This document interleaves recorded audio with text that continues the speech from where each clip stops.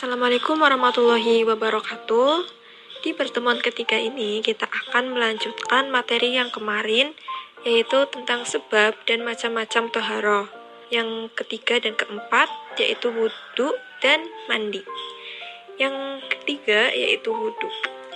Wudhu menurut bahasa berarti bersih, sedangkan menurut istilah adalah membasuh anggota badan tertentu dengan air yang suci dan mensucikan atau air mutlak dengan tujuan menghilangkan hadas kecil yang sesuai dengan syarat dan rukunnya. Sebagaimana firman Allah Subhanahu wa taala yang berbunyi, Ya ayyuhalladzina amanu idza qumtum ilas sholati Fagsilu wujuhakum wa aydiyakum ilal marafiqi wamsahu biru'usikum wa arjulakum ilal ka'bain. Yang artinya, wahai orang-orang yang beriman, apabila kamu hendak melaksanakan sholat, maka basuhlah mukamu dan tanganmu sampai dengan siku, dan sapulah kepalamu dan basuh kedua kakimu sampai kedua mata kaki. Quran Surat Al-Ma'idah ayat 6. Syarat-syarat wudhu. Wudhu seseorang dianggap sah apabila memenuhi syarat-syarat sebagai berikut. Yang pertama yaitu Islam. Kedua, mumayyiz atau anak yang telah mencapai usia 7 tahun yang dapat membedakan antara hal yang bermanfaat dan berbahaya bagi dirinya. Kemudian yang ketiga, tidak berhadas besar. Yang keempat, memakai air suci mensucikan atau air mutlak. Yang kelima, tidak ada yang menghalangi sampainya air ke anggota tubuh. Kemudian rukun wudhu. Wudhu seseorang dianggap sah apabila memenuhi 6 rukun. Yang pertama yaitu niat berwudhu. Yang kedua, membasuh seluruh muka. Yang ketiga, membasuh kedua tangan sampai siku. Yang keempat, mengusap sebagian kepala. Yang kelima, membasuh kedua kaki sampai kedua mata kaki. Yang keenam, tertib atau berurutan. Ada pula sunnah-sunnah wudhu, yaitu membaca basmalah, bersiwak dengan sesuatu yang dapat membersihkan gigi, berkumur-kumur bagi orang-orang yang tidak berpuasa, kemudian membersihkan lubang-lubang hidung, menyapu seluruh kepala, membasuh sela-sela jari, tangan, dan kaki, mendahulukan anggota yang kanan dari yang kiri, membasuh anggota wudhu 3 kali, mengusap kedua telinga bagian luar dan dalam, dan membaca doa sesudah wudhu. Hal-hal yang membatalkan wudhu. Yang pertama yaitu keluar sesuatu dari kubul atau dubur baik berupa angin maupun cairan, yaitu bisa kentut, kencing, tinja, darah, nanah, mazi, wadi, dan sebagainya. Hal tersebut dijelaskan pada Quran Surat Al-Ma'idah ayat 6. Kemudian yang kedua, hilang akal disebabkan karena tidur, mabuk, gila, pingsan, dan sejenisnya.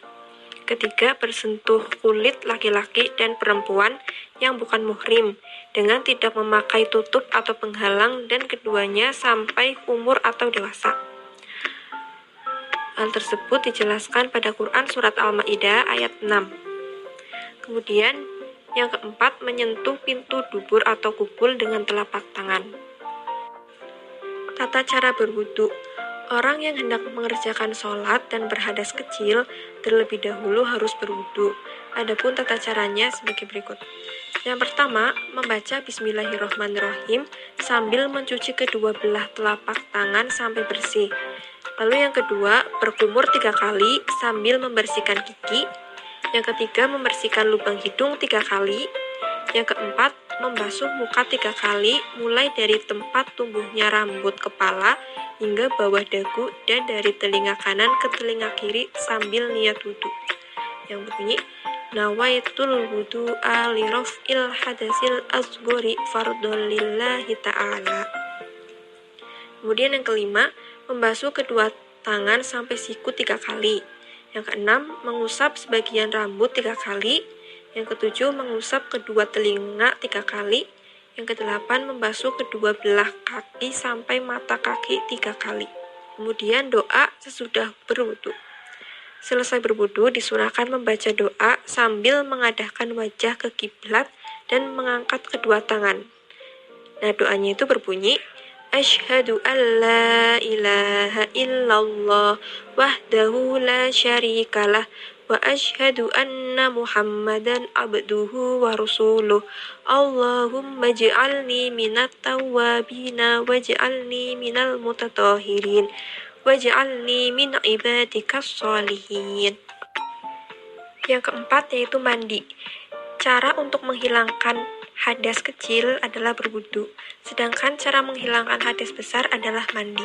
Sebagaimana firman Allah Subhanahu wa taala yang berbunyi, "Wa in kuntum junuban fattahharu," yang artinya, dan jika kamu junub, mandilah.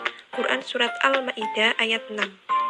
Kemudian sebab-sebab yang mewajibkan mandi adalah: yang pertama, bersetubuh, baik keluar mani atau tidak. Yang kedua, keluar mani baik karena mimpi atau sebab lain dengan sengaja atau tidak, dengan perbuatan sendiri atau bukan. Yang ketiga, meninggal dunia selain mati syahid. Yang keempat, selesai haid. Yang kelima, wiladah atau setelah melahirkan. Yang keenam, selesai nifas atau bersalin setelah berhentinya keluar darah sesudah melahirkan. Fardu atau rukun mandi. Yang pertama yaitu niat bersamaan dengan permulaan membasuh tubuh, yaitu bunyinya nawaitul ghusla li raf'il hadasil akbari fardhul lillahi ta'ala, yang artinya aku niat mandi wajib menghilangkan hadas besar wajib karena Allah. Yang kedua, mengalirkan air ke seluruh tubuh. Yang ketiga, menghilangkan najis. Ada pula sunah-sunah mandi, yaitu yang pertama, membaca basmalah pada permulaan mandi. Kedua, berwudu sebelum mandi. Yang ketiga, menggosok seluruh tubuh dengan tangan. Yang keempat, mendahulukan yang kanan dari yang kiri. Yang kelima, berturut-turut. Macam-macam mandi sunnah. Yang pertama, mandi hari Jumat. Seperti sabda Rasulullah SAW yang berbunyi, "Idza arada ahadukum ayyatiyal jum'ata falyaghtasil," yang artinya, apabila salah seorang dari kamu hendak pergi sholat Jumat, maka mandilah. Hadis riwayat Muslim. Kedua, mandi hari raya Idul Fitri dan hari raya Idul Adha. Seperti hadis yang berbunyi, "Kana yaghtasilu yaumal jum'ati wa yauma arafata wa yaumal fitri wa yauman nahar," yang artinya, sesungguhnya Nabi Shallallahu Alaihi Wasallam mandi pada hari Jumat, hari Arafah, hari raya Idul Fitri, dan hari raya Haji. Hadis riwayat Abdullah bin Ahmad. Yang ketiga, bagi yang memandikan mayat. Seperti hadis berikut ini. Man ghusala maytan falyaghtasil wa man hamalahu falyatawaddo, yang artinya, siapa yang memandikan mayat hendaklah ia mandi, dan siapa yang memikulkannya hendaknya berwudu. Hadis riwayat Ahmad. Yang keempat, mandi tatkala hendak ihram, seperti hadis yang berbunyi, "Anna Rasulullah sallallahu alaihi wasallam tajarrada li ahlihi wa ghtasal," yang artinya, sesungguhnya Rasulullah sallallahu alaihi wasallam membuka pakaian beliau ketika hendak ihram dan beliau mandi. Hadis riwayat Tirmidzi. Yang kelima, mandi seorang kafir setelah memeluk agama Islam. Seperti hadis yang berbunyi, Qais bin Asim annahu aslama fa amaran Nabi sallallahu alaihi wasallam ayyagtasila bima'in wa sidr, yang artinya, dari Qais bin Asim, ketika dia masuk Islam, Rasulullah Shallallahu Alaihi Wasallam menyuruhnya mandi dengan air dan daun bidara. Hadis riwayat 5 ahli hadis kecuali Ibnu Majah. Itulah penjelasan tentang wudhu dan mandi. Silahkan merangkum materi yang tadi telah dijelaskan, dan jika ada yang belum paham bisa bertanya melalui grup WhatsApp. Terima kasih. Wassalamualaikum warahmatullahi wabarakatuh.